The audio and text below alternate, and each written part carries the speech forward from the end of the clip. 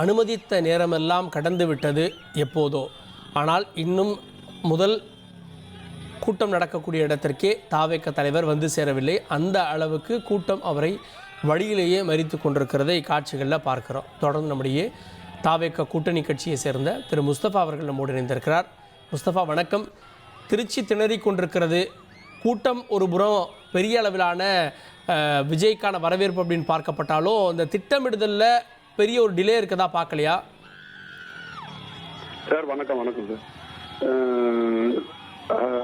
Kharge sir, ரொம்ப திருச்சியோட கூட்டத்தை பார்த்து அறிவுஜீவிகள் என்னன்னு கேட்டீங்கன்னா, வெளியில வரணும் இன்னும் கூப்பிட்டவங்களுக்கு எவ்வளவு பெரிய அவர் வெளியில வந்தா மக்களை சந்திக்கும் போது எவ்வளவு ஒரு பெரிய கூட்டம் வருது என்பதற்கு என்னென்னலாம் இருக்கு என்பதுக்கு இன்னைக்கு வந்து பாத்தீங்கன்னா நிதானமான சாட்சியை மக்கள் காட்டியிருக்கிறாங்க.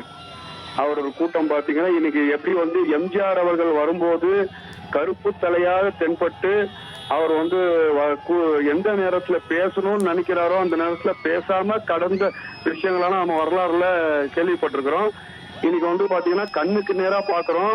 10:30 மணிக்கு பேசக்கூடிய கூட்டம் இன்னைக்கு 1 மணி ஆகியும் பேச முடியலன்னு சொன்னா இதுக்கு பாத்தீங்கன்னா நீங்க அந்த திட்டமிடுதல் குழப்பம் கிடையாது.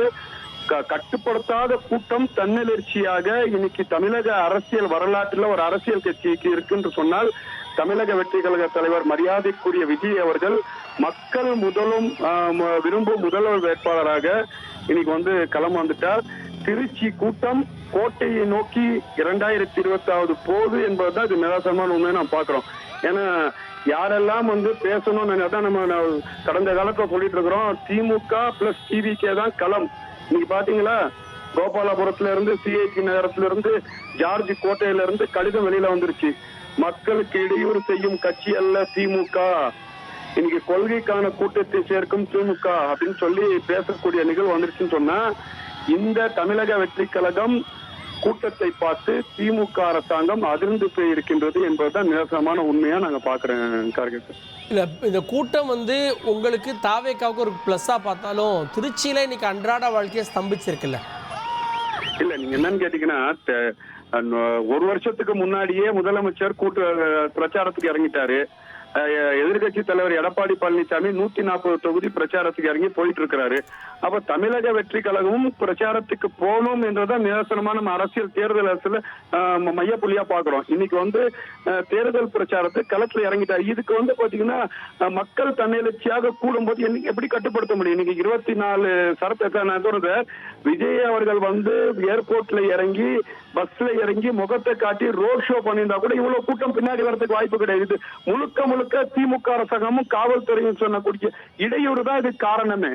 இன்னைக்கு அவர் பாத்தீங்கன்னா காவல்துறை போட்ட உத்தரவுக்கு பஸ்ஸுக்குள்ளேயே உட்காந்து வெளியில முகத்தை காட்டாமல் அவங்க சொன்ன அந்த கண்டிஷனுக்கு அடிப்படையில மக்களை சந்திக்க வந்துட்டு இருக்கிறாரு. அப்ப இவ்வளவு பெரிய இடையூறு வருதுன்னு சொன்னா தேர்தல் களம் பண்ணிதான் ஆகணும். அதையும் பார்த்து இடையூறு வரக்கூடாதுன்னு சொல்லிதான் சனிக்கிழமையே தேர்ந்தெடுத்தார்.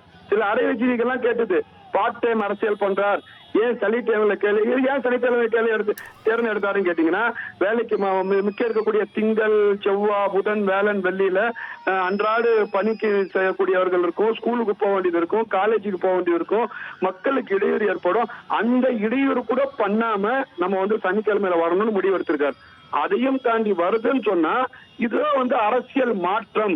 இந்த மாற்றத்தை மக்கள் முடிவு செஞ்சுட்டாங்க. அப்போ எதிர்கட்சியா இருக்கக்கூடிய திமுக போன்றவர்கள்லாம் என்ன நினைக்கிறாங்கன்னா, நெகட்டிவா இந்த மாதிரி விஷயத்த செட் பண்றாங்க.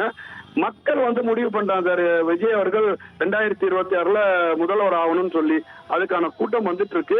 முடிந்த அளவு அவர் என்னென்னலாம் கண்டிஷனை சொன்னார்களோ அதை உள்வாங்கி அதுக்கான நடைமுறையை சாத்தியப்படுத்தி கொண்டுதான் போயிட்டு இருக்காரு நான் பாக்குறேன்.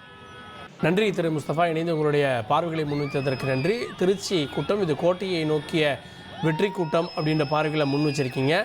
விஜய் அவருடைய வாகனத்துக்கு முன்னாடி தொண்டர்கள் இருந்தாங்க.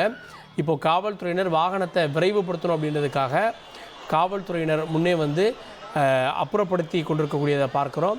ஒருபுறம் தொண்டர்கள் அந்த பாலத்தினுடைய மேலெல்லாம் பொதுமக்கள் கூடி விஜய்க்கு வரவேற்பு கொடுக்கறதையும் நம்ம தொடர்ந்து பார்த்துட்டு இருக்கோம். இனி செல்லும் இடமெல்லாம் செய்தி. தந்தி டிவியின் வாட்ஸ்அப் சேனலை ஃபாலோ பண்ணினா செல்ல இருக்கும் இடமெல்லாம் செய்தி. இதோ QR கோட். இப்பவே ஸ்கேன் பண்ணுங்க, ஃபாலோ பண்ணுங்க.